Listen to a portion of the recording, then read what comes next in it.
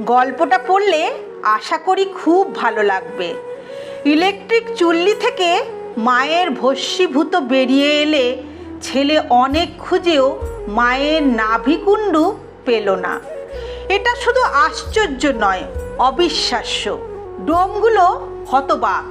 বিষণ্ণপুত্র সবাইকে ফিরে যেতে বলে শ্মশান সংলগ্ন গঙ্গার ধারে বসে রইল।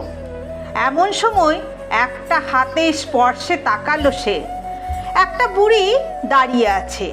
কাঁপা কাঁপা গলায় সে বলল, বাবা, দুঃখ করিস না। শেষ বয়সটা বৃদ্ধাশ্রমে কাটালে মায়ের সাথে ছেলের নারীর টানটা কেটে যায়, তাই তার উৎস আর খুঁজে পাওয়া যায় না। বুক কেঁপে উঠল ছেলেটার। কে তুমি? বলেছে পেছনে তাকালো। কেউ কোথাও নেই, শুধু দমকা হাওয়ায় শিরীষ গাছটা পাগলের মতো দোলা দিতে লাগলো।